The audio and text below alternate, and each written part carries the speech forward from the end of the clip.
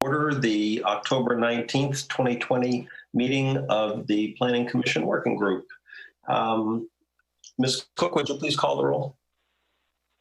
Certainly. Mr. O'Connor? Present. Mr. O'Connor is an at-large member. Ms. Leverins? Present. Ms. Leverins is an at-large member. Mr. Haldeman? Here. Excuse me. Mr. Haldeman represents the Berkeley District. Mr. Polster? Here. Mr. Polster represents the Jamestown District. Dr. Rose? Here. Dr. Rose represents the Roberts District. Ms. Null? Present. Ms. Null represents the Stonehouse District. Mr. Kropp? Here. Mr. Kropp represents the Powhatan District and is chair of the PC. Ms. Wortman? Here. Ms. Wortman represents the Community Participation Team, and we have a quorum. Thank you, Ms. Cook. And just the usual reminder that as the meeting progresses, just to use the raise hand icon if you want to say anything. And also, as is customary, talking about the fact that we do have a resolution in our packet that allows us to conduct this meeting virtually. And to summarize, on September 8th, 2020, the board readopted the Continuity of Government Ordinance, which under certain circumstances permits this committee to conduct today's meeting by electronic or telephonic means without a quorum of members physically present. May I have a motion for adoption of that resolution for today's So moved, Barbara. Thank you, Barbara. Ms. Cook, will you call the roll again for that resolution? Certainly. Mr. O'Connor?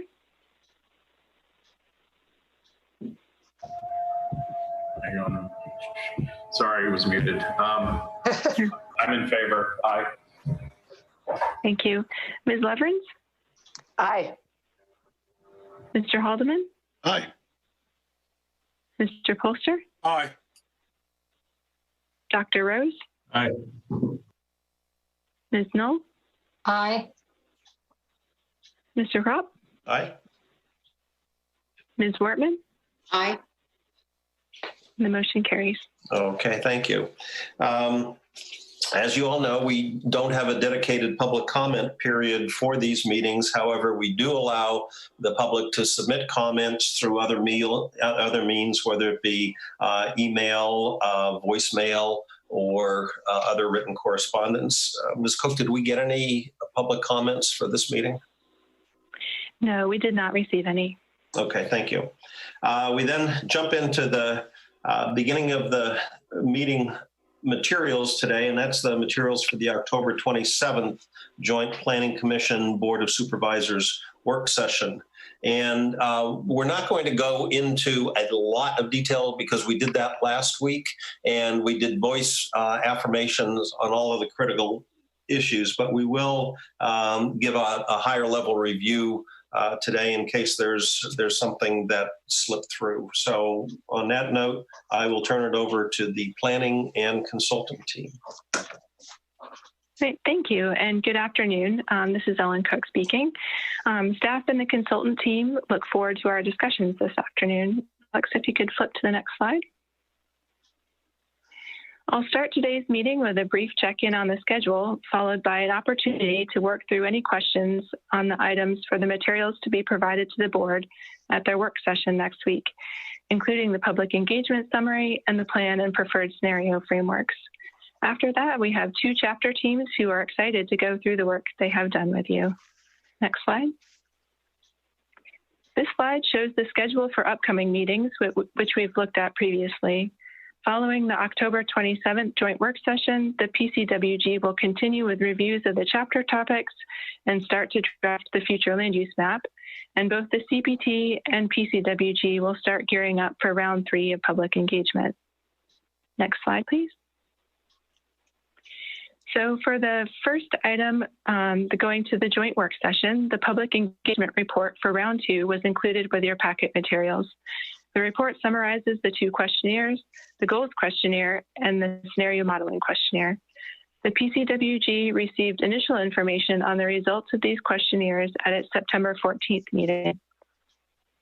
Since then, the CPT has worked hard to sort and summarize the open-ended responses to the goals questionnaire, and consultants have undertaken a similar effort for the open-ended responses to the scenario modeling questionnaire, and those elements have been added in the report. The Round 2 engagement results add to the substantial body of information from the 2019 Citizen Survey and Round 1 of public engagement, and putting the Round 2 results in the context of this earlier information is another component that has been included in the report since the initial results were presented to PCWG. The information in the report can help inform the work of the PCWG going forward, including the process of drafting the future land use map and also the revisions to the goals, as well as the strategies and actions. The CPT reviewed and affirmed this report at its October 12th meeting, and the final revisions from that meeting have been incorporated into the version for the board work session packet. Next slide, please. The two next slides touch on the other major components going to the board work session, the plan framework and the preferred scenario framework, which the PCWG has reviewed at its September 28th and October 5th meetings and affirmed at its October 5th meeting. Next slide. The planning team has worked to revise these documents based on comments from these meetings, as well as emails received from PCWG members. Most recently, the planning team asked for emails with final revisions to these documents by last Wednesday, and the team has updated the documents per the feedback received. The planning team had just one check we wanted to make with the PCWG from the feedback, which was a comment on the plan framework slide covering land use topics. One of the comments asked about including a full list of areas from past PCWG comments as places for potential redevelopment in the last bullet under public inputs. So I'll read that bullet to you. It currently reads, encourage and promote redevelopment in targeted areas, parentheses, Tuano, Norge, Grove, Eastern State Hospital, and Lightfoot. The planning team would suggest keeping the language in its current form since this bullet is a summary of the public inputs, and the list currently includes only areas raised by the public. If the language is not altered, the PCWG could still explore other areas for redevelopment and specific land use issues during the update process. We just wanted to check and make sure, is the PCWG comfortable with that approach to leaving the language as is now, or would there be any other direction on that? Anybody? If not, I'll do just a voice vote on that. And the vote would be to leave the language as is per Ms. Cook's comments. All those in favor, say aye. Aye. Aye. Opposed? Okay, we're good. All right, thank you very much. Let's see. And at this point, I think we're to the point where we can ask, are there any other questions on the public engagement report or on the framework documents? Or if not, is there consensus to move forward with these documents? I do not see any raised hands at this point. All those in favor, please say aye. Aye. Aye. Aye. Opposed? Okay, thank you. Thank you. As a quick note, in terms of presenting the materials to the board, the planning team has continued to think through the most comprehensive and efficient approach, and there may be some variation in the exact slides shown to the board as compared to the slide heading shown here. Okay, next slide, please. As the next step, the planning team wanted to do a quick check-in with the PCWG about the process of drafting the plan. For the last few meetings, the planning team has worked to prepare draft materials for PCWG review, and the PCWG has discussed the material, asked questions, and provided very helpful guidance in the meetings. At the last meeting, several roll call votes were taken for items where affirmation of the group on moving something forward has been sought. Is there any PCWG feedback today to adjust these approaches? And if the PCWG were generally comfortable with the process now, staff will always be glad to revisit roles and processes later on as well. Is there any feedback today for staff that might alter the current approach? Does not look like there is, Ellen. Great. Well, thank you very much. And that is kind of the end of our initial discussion here. The last two slides touch on the schedule and next steps again. But unless there are any questions, in the interest of time, I'll bring this portion to a close to allow for discussion of the chapters. Is there any questions anyone had about next steps? Nope, I have I'll talk a little bit more about the joint work session at the end of our meeting today, so I won't bog us down at this point in time. So we can move on to the economic development chapter. Great, thank you very much.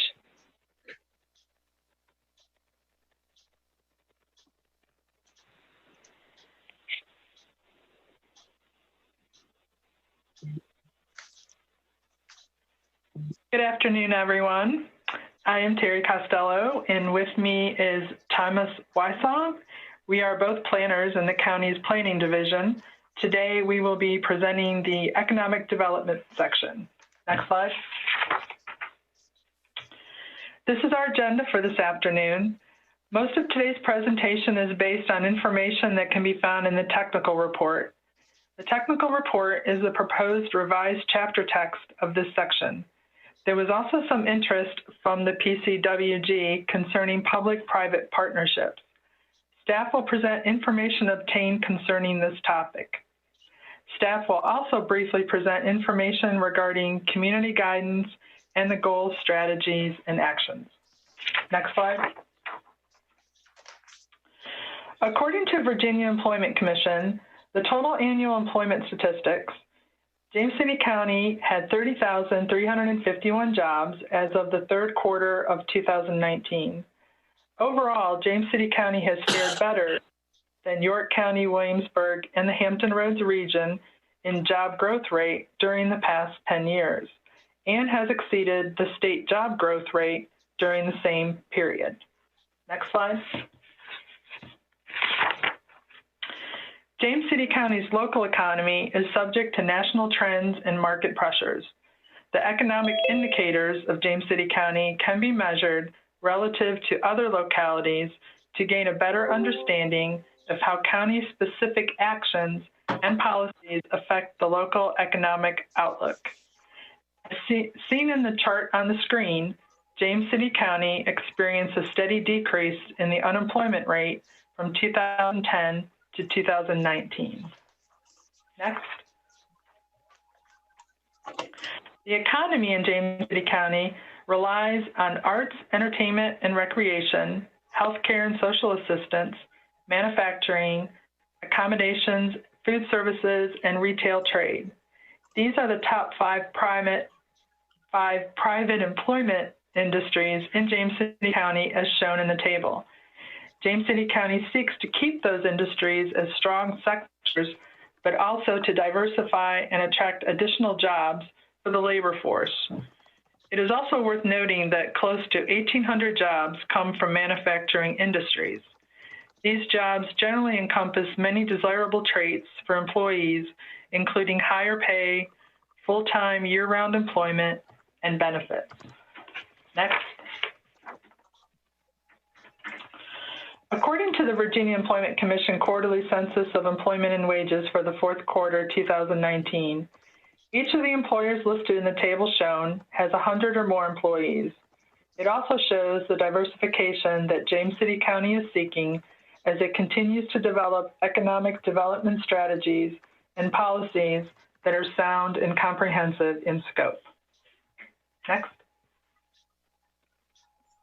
The average weekly wage in James City County equates to just over $20 per hour, or $41,642 per year.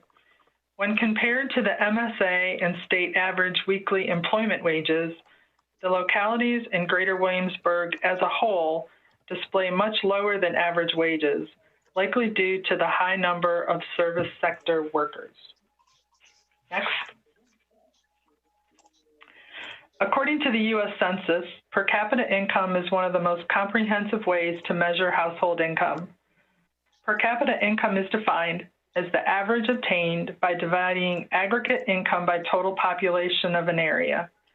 When analyzing and comparing the wage and income data for this area to the per capita income, it becomes apparent that while wages are lower on average in James City County, in comparison to neighboring communities, the household income is higher. This discrepancy may be due to the number of higher income households within the county whose members work outside the county as opposed to wage earners working within the county. Next. According to the Weldon Cooper Center for Economic and Policy Studies, in 2019, the total taxable sales in the county was approximately $955 million, which represented an increase of 0.48% from 2014. During the same time, the city of Williamsburg saw an increase of 13.1%, and the state saw an increase of 11.5%. And York County saw an increase of just over 9%.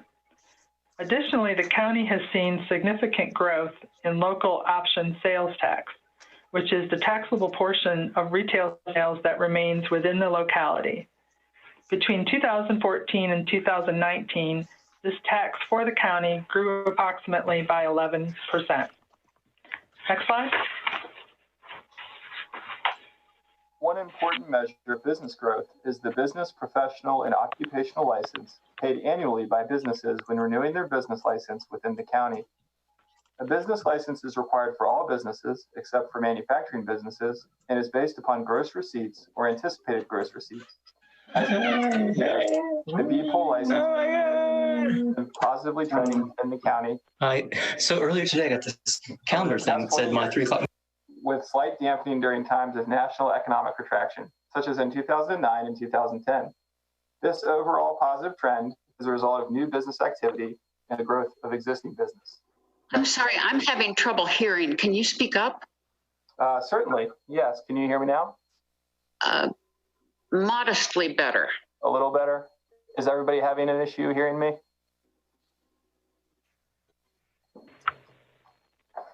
Yeah, this is Julie. I'm having some trouble too. It's Barbara, me too. All right, we do have a new microphone that got hooked up today. Let me try to turn that up a little bit if I can. Sorry about that.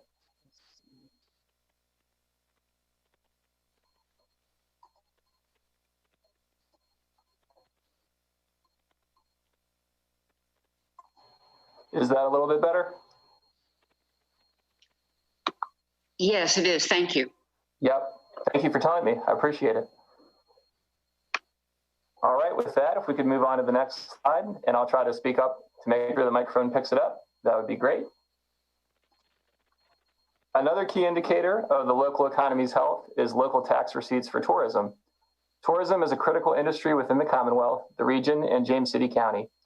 As can be seen here, the county has experienced a steady increase in local tourism tax receipts since 2009, with local tax receipts for the county reaching $19.11 million in 2018, which was an increase of 7.1% over 2017. Next slide, please. Tom, I think Jack, I see, has his hand up. Did you have a question, Jack, on one of the slides? Excuse me. Wait, I'll catch you at the end of it. Okay. Great. Yeah, and I should have mentioned at the beginning, we will have a chance at the end for Q&A, because I know a lot of these slides will have questions involved, so appreciate that. In addition to tourism, the county is interested in recruiting new businesses to the region, as well as expanding existing ones. The Greater Williamsburg Target Sector Analysis is designed to assist localities in the region, which are James City County, York County, and the city of Williamsburg, to do precisely that. This analysis recommends 5 top-level target sectors for the community efforts: advanced materials and components, food and beverage, professional and technical services, tourism, and defense. Near and long-term opportunities were identified for each target sector to help the county build its economic base for the future. Next slide, please. The county is engaged in multiple regional economic development efforts, and the Launchpad is one such effort. This is a joint regional initiative between the economic development authorities of James City County, the city of Williamsburg, and York County along with the College of William and Mary. Launchpad provides entrepreneurs and startups in the greater Williamsburg area with the amenities, counseling, and services necessary to grow a successful, scalable business. Next slide, please. Community guidance is also a key component of this update effort. The survey and first round of public engagement provide insight into what citizens desire for economic development. The prevalent theme from the first round of engagement was the desire for high-paying jobs to improve economic resiliency. 88.1% of survey responses found the county's effort to attract new businesses and jobs to be important, with the current satisfaction gap for this topic showing the need for continuing the county's commitment to economic development. Next slide, please. Generally speaking, citizens also expressed concerns about the rate of growth and development. One specific concern was the proposal of new retail buildings when there are existing empty stores and malls. However, citizen responses were mixed. Some folks wanted growth to stop, while others wanted the county to do more to attract more jobs in industry, small businesses, and other sectors such as light industry, etc. Next slide, please. As the third round of public engagement approaches, staff has kept track of the questions previously indicated by the working group. These include: what priorities does the community support for economic development? What type of revenue streams would be welcomed in the county? How should staff foster revenue streams that are resilient? These questions are similar to the consultant's potential question of what types of jobs and businesses should the county attract in the future. Staff would certainly appreciate comments and suggestions, and we do have time programmed at the end, so we can certainly revisit this slide. Next slide, please. Staff partnered with the Office of Economic Development to prepare the briefing paper on public-private partnerships, which is included in your packet. These partnerships are beneficial for many reasons, including they can provide greater price and schedule certainty. There are potential limitations to these partnerships, such as limited flexibility for the involved municipality and a potential lack of qualified bidders. Moving on to the next slide, James City County's model for these partnerships is to have public ownership of the land while the facility is privately owned, with Billsburg and Go Ape being prime examples of this. In addition to this model, the county has also partnered with stakeholders to facilitate infrastructure upgrades, extensions, small area planning, and to obtain grant funding for community development projects. Next slide, please. As can be found in the conclusion of the briefing paper, staff does have these questions for the Planning Commission Working Group to consider. Many of these relate to how topics in the briefing paper will be related to potential GSA revisions in the future. For example, should any language encouraging further study of this topic be included in the GSA? And we'll certainly have the chance to revisit this slide and go through each of these questions if desired. Moving on to the next slide, I'd like to say that staff has not revised the goals, strategies, and actions as part of this packet. We are in the beginning stages of examining potential revisions and do welcome suggestions or comments from the working group. And moving on to the final slide, I want to say thank you so much. Thanks for bearing with the technical difficulties there for a moment. We're happy to answer any questions that you may have. And as you all picked up on, there are multiple questions in multiple categories as part of the packet. So staff thought it might be helpful for us to organize the discussion a bit. And if it was all right with you all, we thought it would make sense to start with the technical report and discuss questions and comments, then move on to the GSAs, and then talk about the briefing paper. So if that's acceptable, I will turn the floor over to you all. Thank you. Thanks, Tom and Terry. Jack, you've had your hand up for quite a while. It must be getting tired. So you can kick off. Sorry. Thank you, Mr. Chairman. One comment I had, Terry mentioned that the possible explanation for the difference in per capita income and wages is the number of people who, maybe higher income people who live in James City County but work elsewhere. And I think another explanation is per capita income includes investment income and pensions and that sort of thing. We have a lot of retirees, as you know, and wages do not include that. So that's another possible explanation why we have a higher per capita income. That wasn't a question, but my question on slide 25 had to do with the retail sales figures.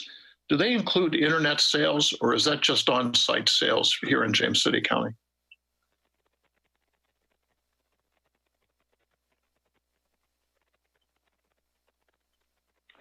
I believe that's just sales in James City County, but I can double check. Okay, because as of last year, they started collecting taxes on internet sales. And so I don't know where they're recorded. I don't know if they're recorded someplace else or recorded at the point of origin or the point of destination. The reason I asked is we saw the last couple of years a slight decline in retail sales, which in and itself is not any concern unless it includes internet sales. And if the total is declining and internet sales are growing, that means on-site retail sales are declining significantly. And that is a problem. So that's the origin of my question. Okay. Thank you. On that, can I go to economic development, or is that for later?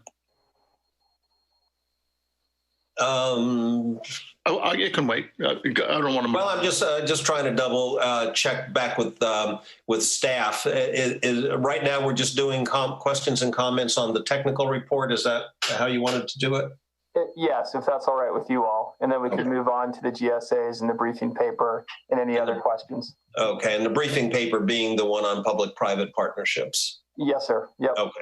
All right. So we're still on the technical report then. Did you have anything else, Jack, on that? Nope, that's it. Okay. Mr. Polster, Frank, you're on. Thank you.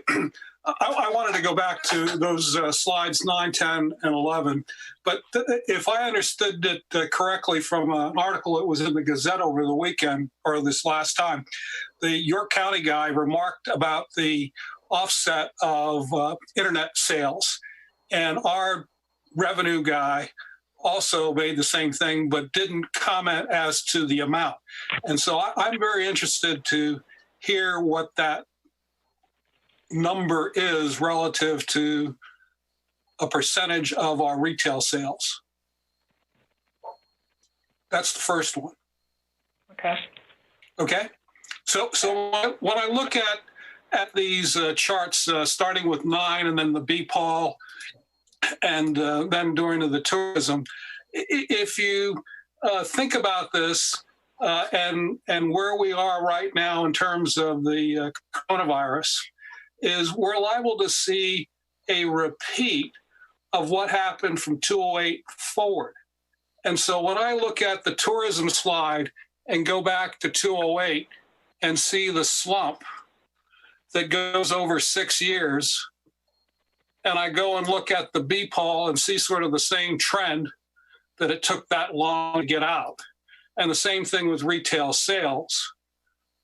I had sent Tom some Weldon Cooper, some Hampton Roads Transportation Planning Organization. So, telling me where we are in 2019 is interesting, but given where we are and the past pattern before, it seems to me that that's rather significant over the next 6 to 7 years. And that's what everybody says in terms of probably how long it's going to take us. So what's the implication of that downturn again? And is there something that we need to be doing on the GSAs? That's a question. And I'll leave it at that. And I see Ellen has her hand up. Did you have an answer or a comment on Frank's comments, Ellen?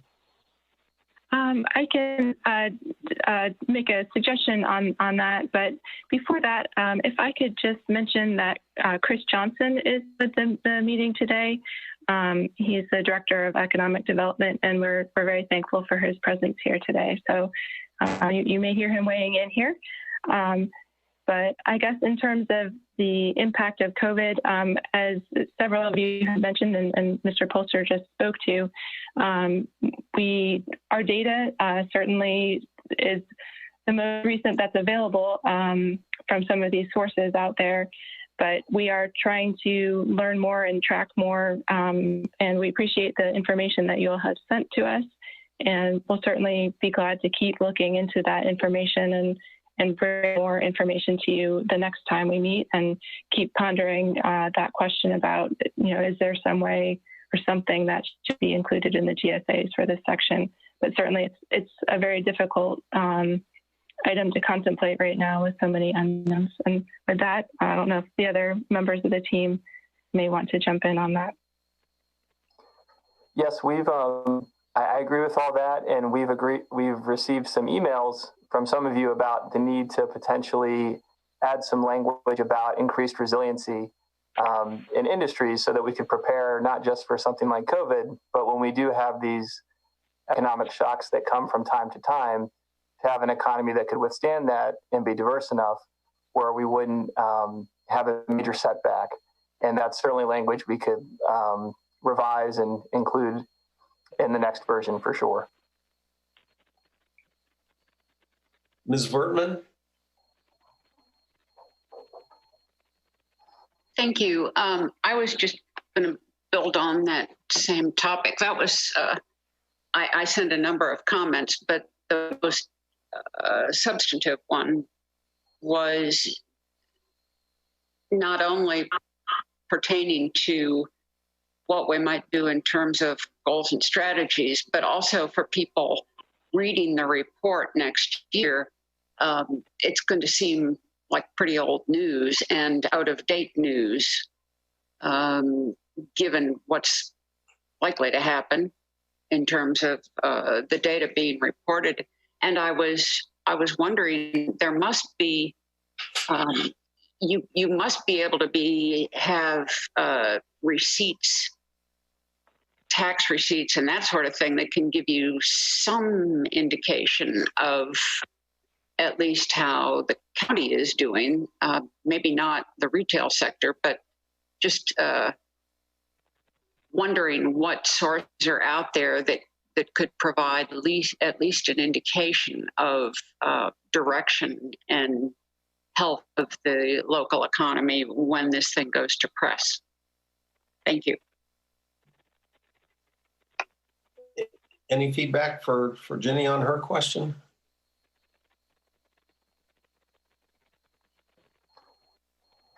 Well, from the staff's perspective, yeah, we can certainly look into the impacts and how that's tracked for this year. I think definitely that'd be helpful information. I do know for, typically we look at the previous 5 to 10 years to see what the trend data has been, but you're right, with the coronavirus, it could be helpful to look at current data for this year and see, it's tricky because I don't think we could predict too far in the future what ultimately the impacts would be, because I don't know if anybody knows that, but we could certainly look at this year and see the impact it's had so far, for sure. I think that's a good idea. Okay, thank you. Anybody else? Frank? Ms. Wortman, the information that I sent to Tom came from two sources that have looked at 5 and 6 years. And the first one was the Hampton Roads Transportation Planning Organization, which has an economic analysis out there for which elements are going to be hit, not surprisingly, tourism, et cetera. And the Weldon Cooper guys did a moderate and a worst case. And they actually looked at what the tax projections would look like by county, which Tom has too. So the reason that I brought up on slides 9, 10, and 11 is we're going to see that same trend, period. How bad it gets is another issue, but we are going to take 5 to 6 years to probably get out of this. And that's what all these studies keep on saying. Now, what you do about it is the point about the GSAs, but the data is there already. Thanks, Frank. Anybody else on the technical report? Okay, all right, thank you all. Tom, I guess we can move to the GSAs.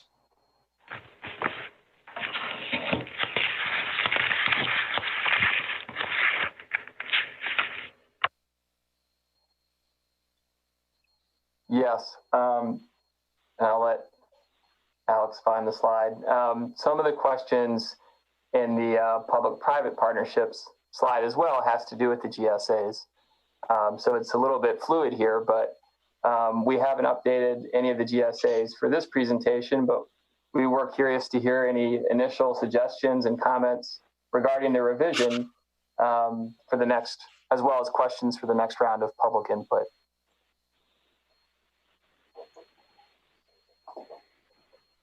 Any, I could just, go ahead. apologies, this is Ellen. If I could just add to, if there wasn't anything today, certainly staff will bring a first draft back to the working group the next time we revisit this section, and there'll be many additional opportunities at that point for input. But as Thomas just mentioned, we're glad of any initial ideas you may have today. Thanks, Ellen. I have sort of a question on the public-private partnership that could impact GSAs, but I'll wait until we get to public-private partnership because it may or may not have an influence. So I do not have anything on this current slide. Does anybody else? And thanks for the reminder that we could come back to that also. Yes, Frank.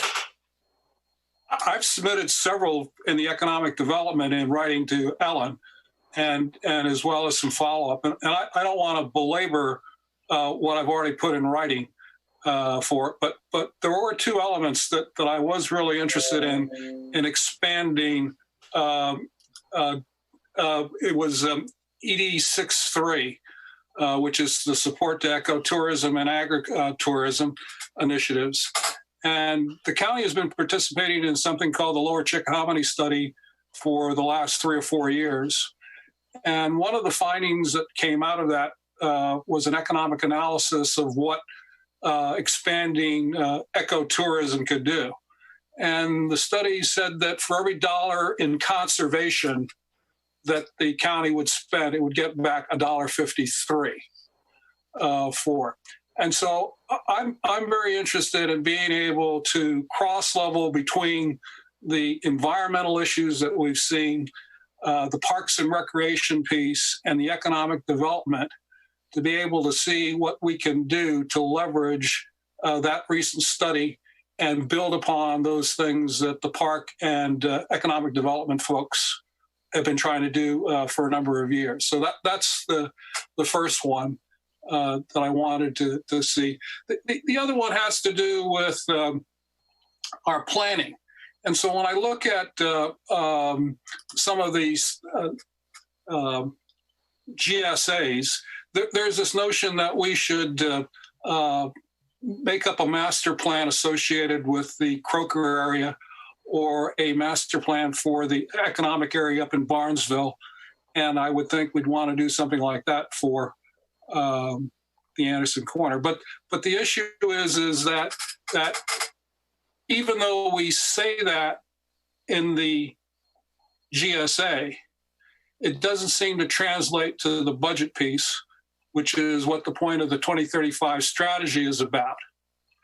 And so in some cases, what we would like to do in a GSA requires funding on the budget piece, which is a policy issue. So a point in case is that during the 7.1 tax increase, we took $0.015 for the Skiff Creek connector, but to fund transportation projects. And I'm wondering whether or not we shouldn't be thinking about things like that to be able to push some of our conservation, whether it's a PDR or whether it's something to do in the economic development, to be able to fund something of those ideas for it, but have it so that there is a link between the GSA and an update to the budget piece to make it a reality. So you're taking an aspiration and then actually trying to do something about it. And that's my last comment. Thank you. And that's, I think you bring up a good point, because the larger issue too is I don't know how many GSAs there are in the comp plan. There's certainly a couple hundred at least, and until some of those migrate to the county's strategic plan, those GSAs that require financial investments sort of always stay down at the bottom of the list until they make that leap to the county strategic plan. As at least that's my perspective of how this works, and that's where it gets somewhat frustrating, I think, because there are so many obviously worthwhile projects that need doing in the county, and then but getting them to survive the cut is another question in its entirety. And this isn't a recommendation; it's just sort of a comment that, from my perspective. When I look back at the Parks and Rec, they've consistently done a plan and updated their master plan for a number of years, and have been able to insinuate themselves into the CIP process so that they have a stream of dollars coming in. And the Living Shoreline one is just another example of updating a plan to be able to execute a piece of what they have in their aspirations in the GSAs. So that's why I bring it up about the economic development. If you never put a plan together to develop and take advantage of the foreign zone, trade zone piece, which a lot of our economic areas are involved in, how would you be able to then attract better business, which is, I think, what the folks up in the Hazelwood property are trying to do. So why isn't it, if we have a strategy in action that says we're going to help them with infrastructure, why isn't it that we're not helping them to get sewer and water up there so that we can get it developed? And so I'm looking for where that plan is going to happen. And so there's words here, the ED, but I don't see anything that turns into a plan that gets the dollars. How about that? Okay. And I don't know if Chris Johnson would care to weigh in on that question, or one of the other staffers would have a comment to address that. Mr. O'Connor. You're muted, Tim. Sorry. No, I very much agree with what Frank had to say. Is, I would like to hear how we translate these GSAs into that big picture. My simple picture of this is that, scenario B is predicated in part on the ability to attract and retain, some sort of business here. And I would really like to understand, how that translates into the bigger picture, because I really think we need that to understand how to best formulate these GSAs. Good, thanks. Turn it back over to staff. Any comment? If I could ask a clarifying question, it sounds like it's not so much to Mr. Polster's point, it's not so much the way the GSA is written, it's after the GSA is adopted, what's the next step to actually make that actionable? Am I understanding that correctly? Tom, you're exactly right. It's the point about using the park plan, master plan as an example. They managed to get things done. Yeah, no, that's a great question. And I don't think I actually have an answer for it. And I don't know if you had a suggestion or some insight, or anybody else on the call, on how to approach that one. I think I would just say, there have been some mechanisms in the past to allow the working group to sort of put prioritization on the GSAs. I don't think we did that the last comprehensive plan. I could be wrong, but the previous one, there was a process at the end where the GSAs were all put into different priority levels. This is the first time we're doing a comprehensive plan update where we do also have a strategic plan as well. And so I know that is something that we'll be talking to you all more about, is how to handle prioritization of the GSAs and best setting things up to feed into an update to the strategic plan. So as Thomas just mentioned, I don't know that we have an answer for you all today, but that is something we will go back and think about and see if we can put together some ideas or guidance for you all going forward. If there are certain items where you all want to put a particular emphasis or suggest a particular method to achieve it, we'd like to help you get that reflected. Thank you, Ellen. Anybody else? Rich, just to follow up with this, is there were 41 operational initiatives that were part of the strategic plan, and they are traceable right back to the comp plan because that's the way the thing was done. Mm-hmm, sure. And so my point is that there are for this comp plan, we decided to use a modeling thing to get a cumulative impact. We decided to talk about the PSA in there and about 3 others. And those are the things that got funded in Paul's budget to enable him to be able to do that. And so it isn't that hard to be able to look at what we said we wanted to do in the 2035 strategy and those 41 initiatives to include affordable housing, of which we went and got a task force together and we wrote a report, but the actionable pieces never got back to tie in to the affordable housing issue in the housing portion. And so there has to be some accountability between the two, and there is a framework that exists. That's a good point. Yep. Thank you for that. Any further comment from PCWG members or from staff? All right, so staff has will be getting back to us on some of the issues that were just raised on the GSAs and opportunities for funding and so on and so forth. Yes, definitely. Okay, thank you. I guess now we'll move to the outline paper.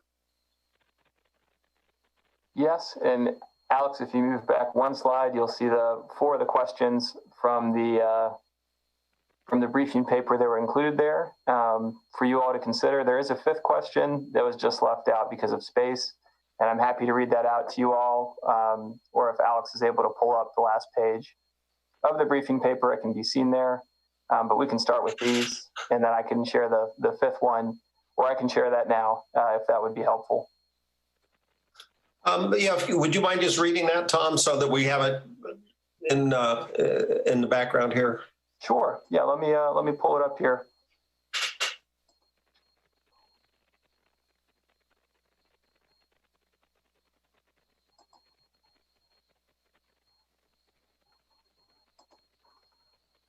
So the question, I think it's worded a little bit on the slide, is it the Planning Commission Working Group's guidance that any specific actions on this topic be included in the Economic Development Chapter GSAs?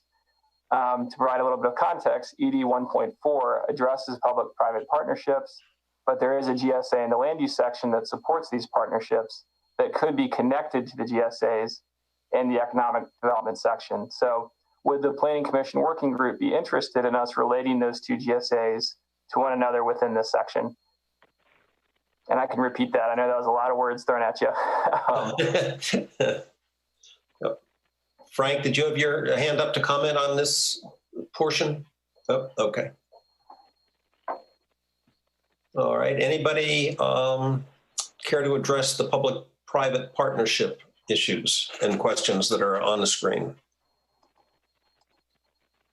Well, I'll just weigh in. One of the, and I'm obviously biased in wanting more discussion on public-private partnerships because there's an initiative from a private developer looking at trying to put Toano back as a Main Street community. The Toano Historical Society that was mentioned in the staff background paper has been very active in that regard. And so, my comments are not altruistic by any means. I have a very, strong desire that more happen to help revitalize little towns like Toano. And so I would like to see some more information to your first point added on public-private partnerships in the economic development section. And I guess one of my questions is directed to Chris Johnson or staff in general. But I guess looking at the 4 examples of best practices, public-private partnership, focusing on Williamsburg and some of the other activities, the Forest Heights and so on and so forth. I guess what I'm looking at is how aggressive does OED or EDA get in trying to recruit businesses, assuming a project like that just described in Toano is working its way through the system? How aggressive does the economic development group get in trying to recruit small businesses that would lend themselves to a storefront operation in a Main Street type of community? And is that something that other jurisdictions do successfully? Places like Orange or other places in the western part of the state that already have a strong Main Street affiliation. From an OED and an EDA perspective, I mean, Williamsburg occurred on publicly owned land. I mean, there's a big difference here between whether the land is privately owned or whether it's publicly owned, and how aggressive staff is being directed through the board and through county administration to work with a partner to see that a development moves forward, such as Williamsburg. Mm-hmm. With Toano, I don't believe we've even seen any legislative applications come through. Certainly there have been conceptual plans and numerous studies over the last decade that Mr. Ray and his team have been putting through for review. Mm-hmm. But staff is not acting as a broker for the private sector to go out and try to find retail tenants for a privately held development.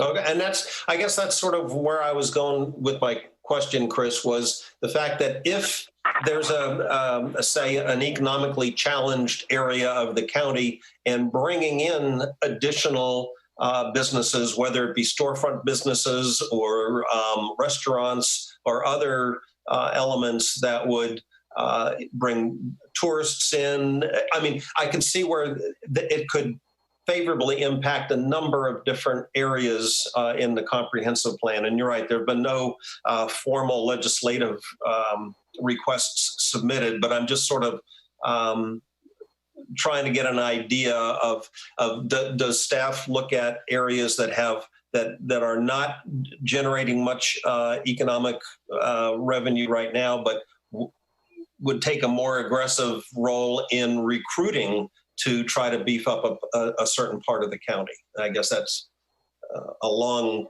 winding way of asking my question. No, I understand your question, Mr. Kropp. In our staff of 2 here for the entire county in OED does not have the capacity to act in any brokerage search for business attraction on the retail front. Our efforts are almost exclusively directed in the industrial and manufacturing side. We have partners through the state, through the Economic Development Partnership that assist in those areas, and other regional groups through the Greater Williamsburg Partnership that help us vet projects that come forward and express interest in locating in the county to try to connect them with retail partners and brokers that do that sort of work. But that is not an effort that our staff is directed to do from administration or the board. To go out and be trying to court retail traffic in existing centers or redeveloped, such as Toano. Okay, all right. Tim, you had your hand up. Yeah, thanks, Rich. I've been doing some reading, Brookings Institute and a few other places about what attracts businesses to communities, and my personal opinion in this public-private partnership piece is it's much more involved than a Williamsburg or a Whisk, and it's really I sort of think of about it as something similar to what Yorktown has down at Yorktown Beach there, where they have, a place for restaurants, they have a place for retail, they have a place to walk, they have a place for families to gather. If you look at Chattanooga, Tennessee, as an example, they sort of revitalized their waterfront area and made it a destination. We already have great parks here. I think our two missing pieces is that sort of destination or sense of place, like a Main Street or a waterfront area, and schools. And I think all those three things really work to contribute to making it an attractive place for people to locate their businesses. Mm-hmm. Yep. And that sort of realizing that the current staffing resources are limited in the Office of Economic Development, but just wondering whether at this point in time, especially since we're starting more and more focuses in the comp plan this go around, is to say we need to start developing additional revenue sources for the county. And I'm just wondering if expanding the Office of Economic Development would be a helpful goal to have in the comp plan, so that the focus wouldn't be just industry and manufacturing, but expanded into other elements, whether it be ecotourism or small businesses, small individually owned businesses to come into the county if there's a value added with that demographic for us. Mr. Kropp, this is Chris Johnson again. You're going to get no objection from me if you're going to be making calls to our public officials for additional folks to get in the boat with us and help in that cause. But I don't believe that forming it in the narrative in the GSA in terms of trying to increase staffing to address some of those issues is the best way to go about that process. I think communication through our elected officials and administration of those needs to prioritize those against those expressed through other county departments as well are all well known and have been discussed certainly during my tenure and will continue to be so. But I don't believe the GSAs is the appropriate place for that to be the impetus. Yeah, and unless instead of saying expand staffing, just to say expand the reach of the Office of Economic Development beyond just manufacturing and industry. But I don't want to bog down the group, just with my jabber here, but thanks very much for your feedback, Chris. I appreciate it. You're welcome. Thank you. Anybody else? Rich, it's Tim. I do think it goes to Frank's point a little bit earlier, in that, if we want to look at these areas, we have to create some connectivity because, I'll use Jamestown as an example. If we wanted to develop that Jamestown Beach into some greater development destination, but, Parks and Rec already has a master plan with shaping our shores and they don't dovetail together, then we're just setting up, conflict in direction there. So I really think it requires that greater vision that then trickles down into these master plans and GSAs and the like. Mm-hmm. Thank you. Other comments? Okay. I think Frank has his hand raised. Oh, I'm sorry. Frank, go ahead. I just wanted to reemphasize exactly what Tim is talking about, is you can't look at these GSAs within the stovepipes. You've got to look at the synergies that are across them. And we the ecotourism piece is in the ED thing. It's in the sports tourism. It's in the park and rec. It's in the quality of life. It's in several different places, but there's not a plan to say, okay, how would you do ecotourism? Okay. Mm-hmm. I mean, so if you take a look at the Capitol Trail for it, when you look at that map that they're trying to connect, one of the things that's interesting is along that map, they show all the little retail stores that you can get this for either bicycle, get something to eat, or whatever. So they're actually trying to encourage people to patronize businesses along that route. Well, that route didn't just happen by itself. If you've got a plan that takes either the kayaking, the water pieces, the bicycle, and all those things and say, what are we going to do to make a plan that makes that work from what we have in the comp plan amongst the 3 or 4 different GSAs that are in there? Mm-hmm. And there's not a cross looking at the synergy of how these could be leveraged to do it. So that's it. And that's an interesting point, Frank. I'm just thinking to Ellen's comments earlier about the fact that we hadn't really tried to prioritize the GSAs in the last comp plan. But I'm just wondering, and again, just sort of thinking out loud, whether that's one way to look at having a matrix that shows the following strategies, or whatever level you want to take it to, a goal, a strategy, or an action, have broad cross reach in a number of sections of the comprehensive plan. And to your example, like with ecotourism, the fact that, it's in the economic development section, it's in the tourism section, it's in the quality of life. And I'm wondering if that's a good way to somehow let the GSAs that have the greatest reach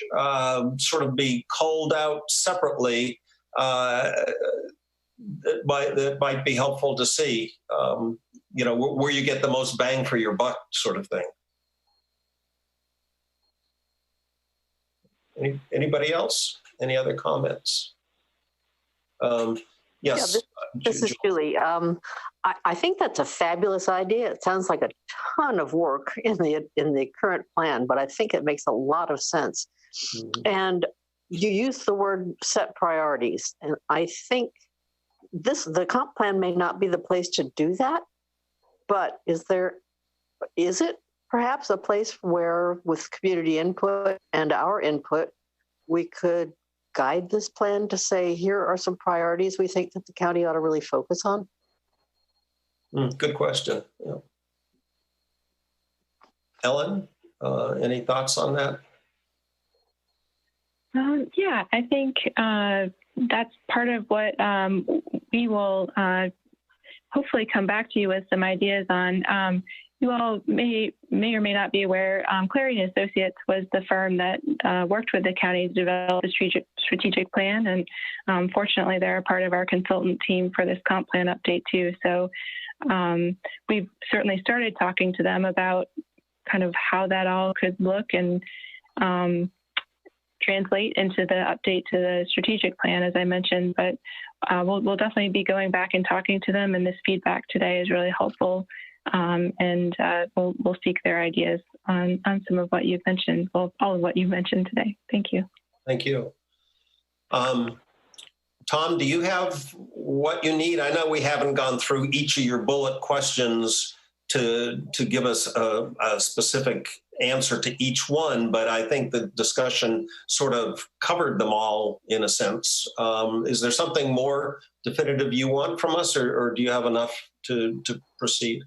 No, I think we're in great shape, and thank you. And if anyone has thoughts or comments that they want to send in a follow-up email, please feel free to do so. We welcome that as well. So I think I'm good on my end. Ellen or Terry, if you have anything on your list that you want to bring up that I'm forgetting, please chime in. But I think we're all set. Good. Thanks very much. It was a very good presentation, and thanks to the team. It was a very interesting discussion. There's some interesting ideas that are out there that I'm going to be anxious to see how they bloom. Ellen, did you want to introduce the Parks and Rec piece, or just turn it right over to Terry? I'll be glad to turn it over to the chapter team. That's Terry Costello and Julie Northcott-Wilson. And with that, I'll turn it over to them. All right. Thank you. So this is Terry again, and with me is Julie Northcott Wilson. She's from our Parks and Recreation Department, and together we'll be presenting the Parks and Recreation section. Next slide. This is our agenda for this section today. Most of today's presentation is based on information that can be found in the technical report. We will also briefly present information regarding community guidance, as well as the goals, strategies, and actions. Next. In 1981, the Parks and Recreation Office was created after a summer pilot program. Subsequently, the first master plan was adopted a year later. At the time of the next revised plan in 1993, the county owned 147 acres of parkland. With this revised plan, there was a recommendation of acquiring property for further development. The Shaping Our Shores Master Plan, which includes the development of Jamestown Beach, Chickahominy Riverfront Park, and the James City County Marina, was adopted in 2009 and updated in 2020.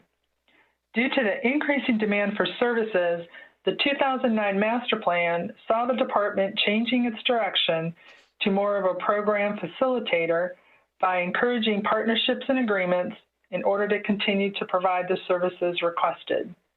Examples of these are the partnership with Go Ape USA and the additional land that was leased to Whisk for an indoor pool. The 2017 Master Plan revealed that trails and water access remain the residents' top priorities, and also led to the 2018 Grove Community Recreation Analysis. Next.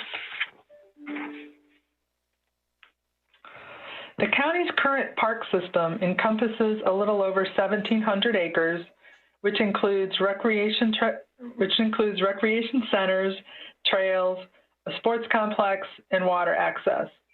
During fiscal year 2019, these parks and recreation centers were visited more than 4.4 million times. County park amenities include playgrounds, courts for basketball, pickleball, and volleyball, baseball fields, and several multi-purpose fields. Next. Williamsburg James City County Schools also provide athletic recreation fields and areas to the public. A joint facility use agreement exists between the county and the schools to encourage sharing of both the indoor and outdoor recreational spaces. In addition to the public facilities, the county also has an array of private facilities within neighborhoods. The facilities relieve some pressure for county provision of public facilities, as well as adding to the overall community quality of life. The adjacent localities of York County, City of Williamsburg, and the City of Newport News also offer many recreational facilities to the citizens of the county. Several state and federally operated park facilities are also located within the county, such as York River State Park. Next. Parks and Recreation offers more than 2,000 programs.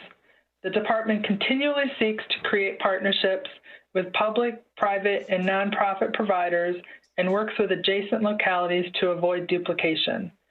As the county's population changes, the types of programs that are in demand and barriers to serving the youth, senior, and lower income populations changes as well.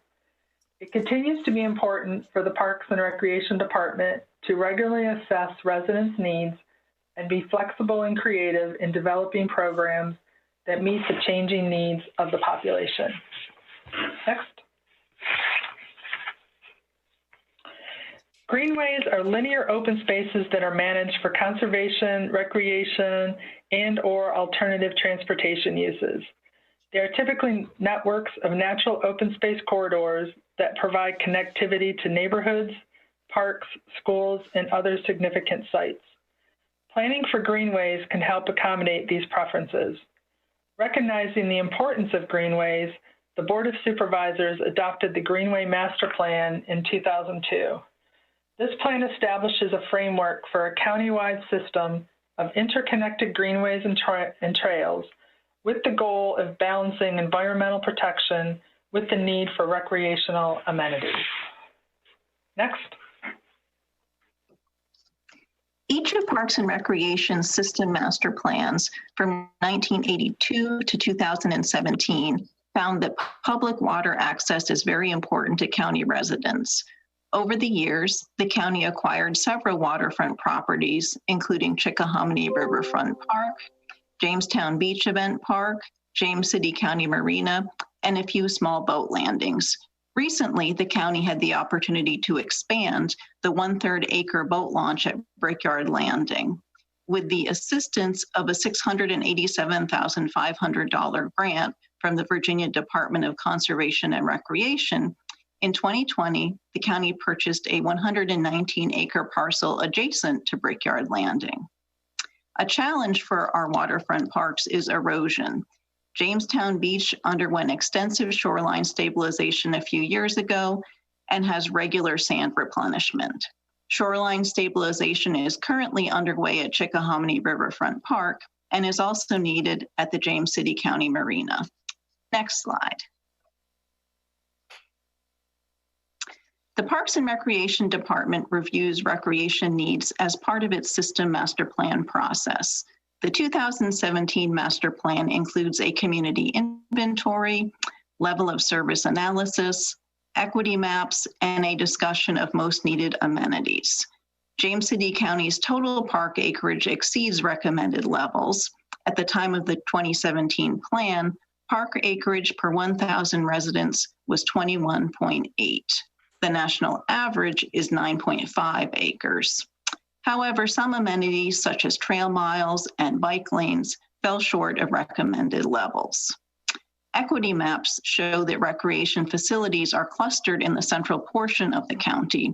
Stonehouse and Roberts districts are the most underserved areas.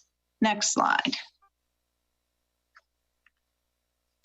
Parks and Recreation System Master Plan includes goals, strategies, and tactics to meet the county's recreation needs. The plan also includes a list of future capital improvements. To offset the cost of construction, maintenance, and operation, Parks and Recreation continues to explore revenue-generating programs and facilities. The department's revenue recovery rate is typically at least 50%. In addition to user fees for activities like camping, swim lessons, group fitness classes, and before and after school care, Parks and Recreation pursues alternative funding sources such as sports tourism and sponsorship from local businesses. The department also benefits from thousands of hours of volunteer labor. The master plan includes guidelines for provision of neighborhood recreation facilities when considering special use permit and rezoning applications. Next slide. In 2017, Parks and Recreation was accredited by the Commission for Accreditation of Park and Recreation Agencies. The department has been recognized nationally and statewide for achievements in programming and facility development. Over the 5-year period, from fiscal year 2014 to fiscal year 2019, total attendance increased 54%, reaching 4.69 million visits in FY 2019. The War Hill Sports Complex is Parks and Recreation's most visited site, with attendance of more than 2 million. The James City County Recreation Center had over 415,000 visits. Included within total attendance are 500,000 visits from participants in community organizations, mostly youth sports leagues, who pay a small fee to use the county's athletic fields and indoor pool. To ensure that residents continue to reap the benefits of Parks and Recreation, the county should continue to support the maintenance of existing facilities and development of new facilities. Next slide.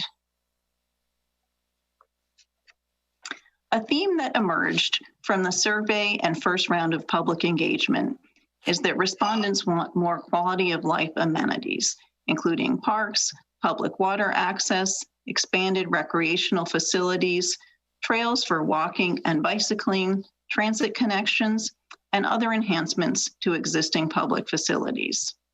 Most county residents view Parks and Recreation favorably, with just under 95% of survey respondents indicating that they are very satisfied or somewhat satisfied with Parks and Recreation. Over 99% of participants in Parks and Recreation's 2017 Master Plan survey agreed that well-maintained parks add to the quality of life in the community. Next slide. For this initial review, the goals, strategies, and actions adopted as part of the Toward 2035 Leading the Way Comprehensive Plan have not yet been revised. Staff is exploring potential revisions, including references to the Master Plan update and new parks and facilities. GSA revisions also could be updated to reflect the impact of budget constraints on certain programs and services, and to facilitate improvements to neighborhood parks and recreation facilities. Members of the Planning Commission Working Group are welcome to comment on GSA revision and to provide suggestions for questions to include in the next round of public input. Next slide, please. This concludes our review of Parks and Recreation's technical report, community guidance and goals, strategies, and actions. We look forward to your questions and comments. And I'd like to begin by responding to some earlier comments about our system master plan. Thank you for the compliments. Accreditation requires that we produce a detailed master plan every 5 years. Now, most departments rely on a consultant to produce the plan, which typically costs at least $100,000. So it is a significant expense. We produced the 2017 plan internally, which was feasible because in our department, we have more than 50 full-time employees, one of whom, myself, although I'm in the Parks and Recreation department, I also have degrees in planning and economics. So choosing my words carefully because I am not making recommendations to any other department, but I would concur or simply say that the amount of resources to produce this type of plan is considerable. And I don't think it could be done with a staff of only 2 or 3. Any other questions or comments? Ms. Wortman. Thank you. I would like to pick up on the theme of the conversation among the group earlier, and also display my ignorance at being a first-timer here. I'm trying to understand how the Parks and Rec master plan and the Greenway master plan are integrated with the goals, strategies, and actions in the comprehensive plan, and how one affects the other in both directions. So, as an example, you have the master plan for Parks and Rec. There are all these comprehensive plan goals, strategies, and actions. I imagine they're not all in your master plan. So can you help me understand how one affects the other? Sure. Actually, in the past, earlier versions of the master plan did have their own separate goals, different from the comp plan. And during the course of producing the 2017 plan, our team thought about that, and we decided that that seemed a bit duplicative and unnecessary.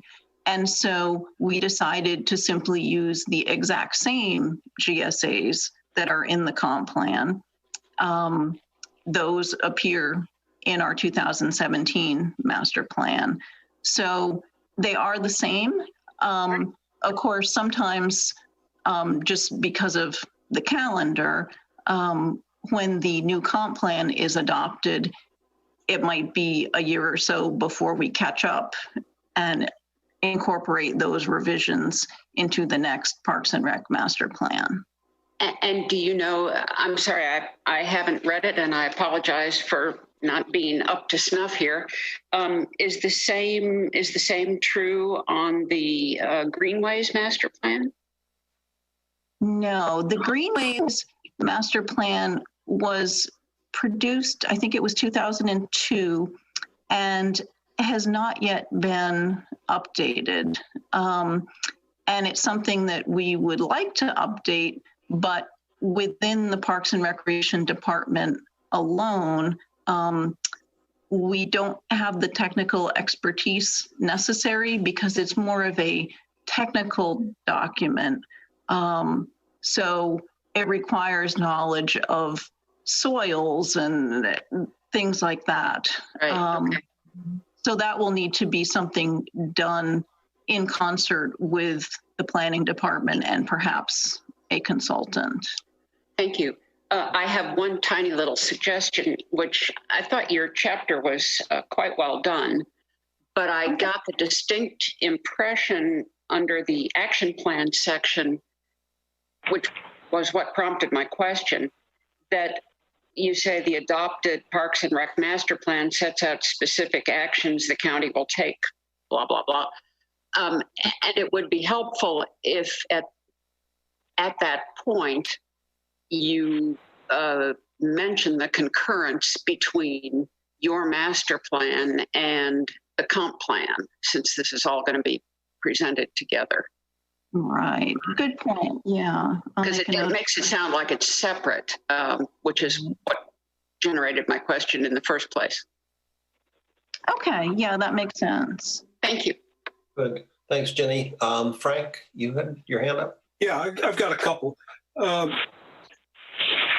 One of the things that we all recognized in the gap analysis was this notion of people wanting us to do more on the conservation and protecting the rural areas. And I can't think of a better way to make that point, that it's just not the rural areas, it's also the inside of the PSA.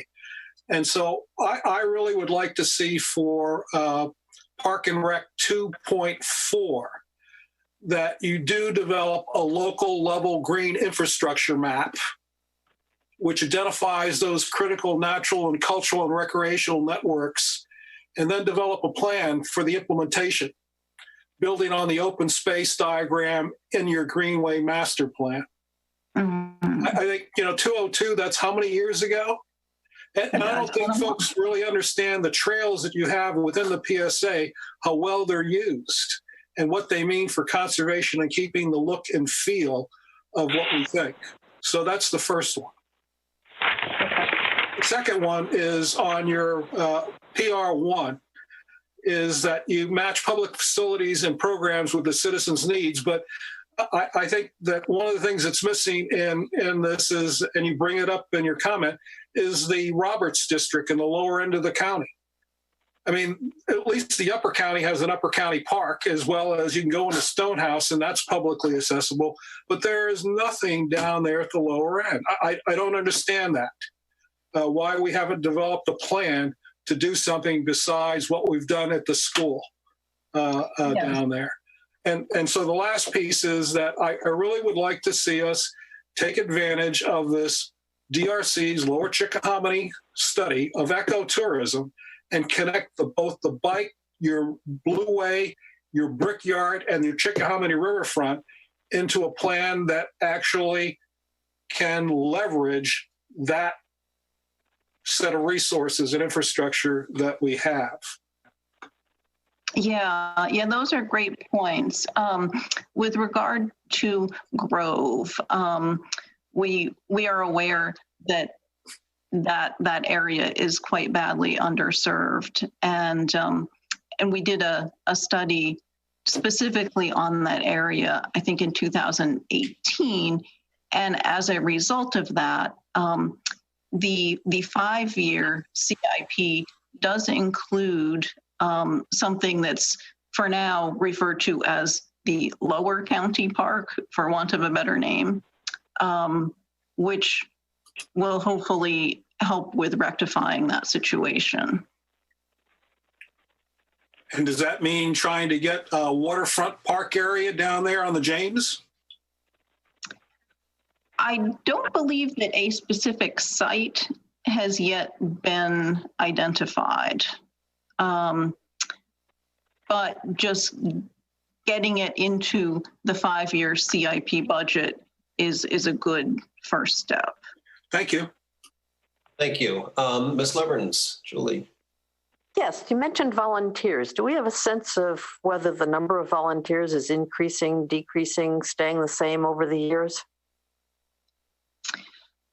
Well, it has, of course, dropped in the current year. Right, of course. But prior to that, it has been a fairly steady number of volunteers. And I can get you specific numbers, but just off the top of my head, I believe that the number of hours per volunteer appears to be declining a bit, which, okay. Life is busy, so people have a lot of other commitments as well. Sure. And total number of volunteers, ballpark? I don't need to know the exacts, but. I believe it is around 7,000. Wow. But the caveat to that is that people are counted as sort of a new volunteer when they do a different activity. Okay. So Sure.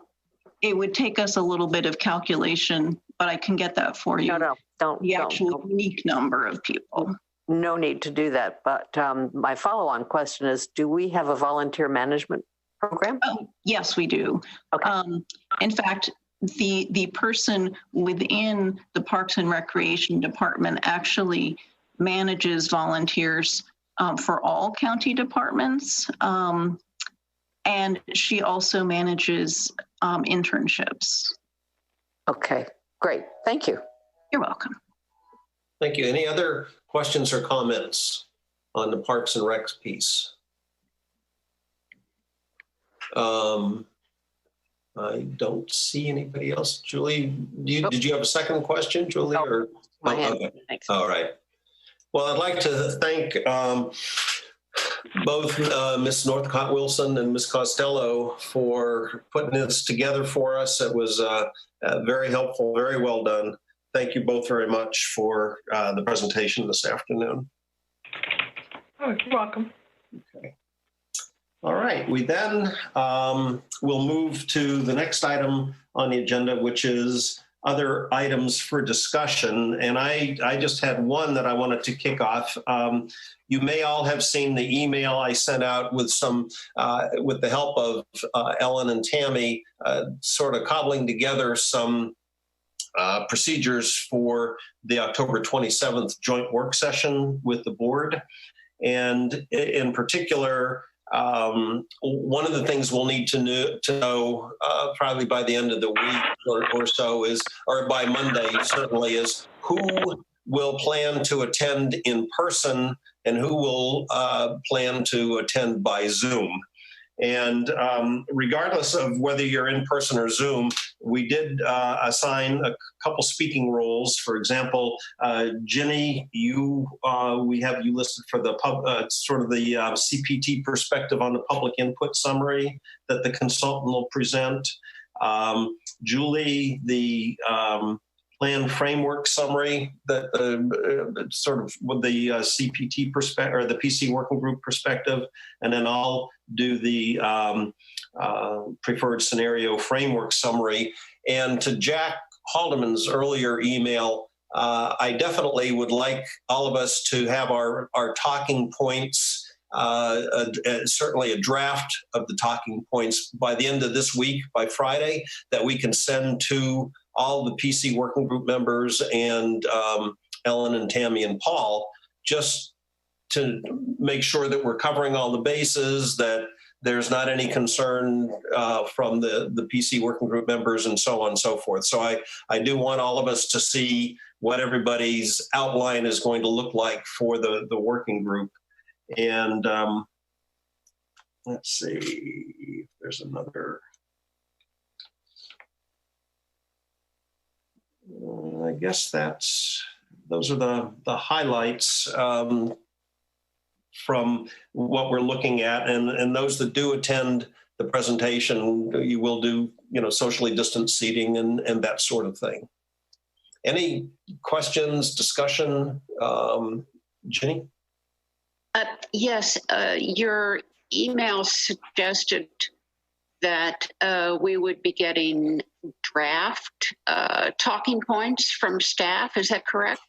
I think Ellen is going to help and we wanted to wait until after today's meeting just because there's been so many things going on. But after today's meeting, Ellen and staff will put together a couple takeaways that we can take a look at and incorporate into our comments. So yes, thanks for mentioning that, Jenny. That one had slipped my mind, but we'll be able to get some general ideas from staff and then work our comments around that. Part of the reason I'm asking is that I would also like to circulate a draft to the non-PCWG members of the CPT who always have good suggestions. So the sooner we got something to work with, the better. Right. And then I guess the last point or question is, it would be helpful. Apparently the part of the presentation that's going to the Board of Supervisors on the public input summary, there's going to be a short version. And it would be helpful to know what those slides look like as we think about what the bullet points are going to be. Unless I've misunderstood. Do you have any Perhaps thoughts? I've misunderstood. Okay. Yes, there will be a set of slides for the consultants to kind of work through and staff and the rest of the working group to work through with the board at the work session. And we've been trying to finalize all the materials. The packet will go out tomorrow, and the slides will be part of that package, and we'll be glad to get those to you all tomorrow. Great, thank you. Thank you. Okay. And then Sure. any other questions or comments on this portion? All right. Any other discussion items then that anyone would care to address?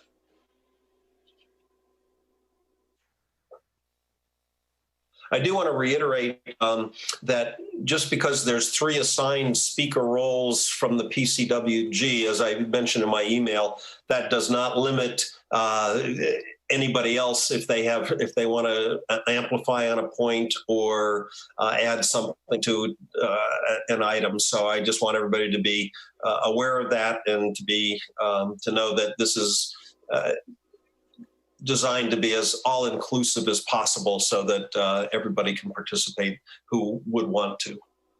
Okay.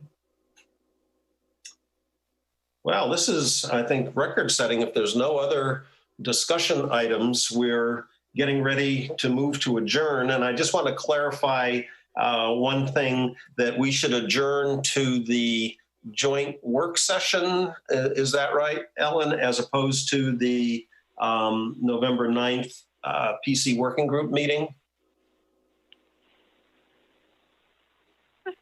I'm just pausing to think here for a minute. I think because the entire PC working group will be together on October 27th.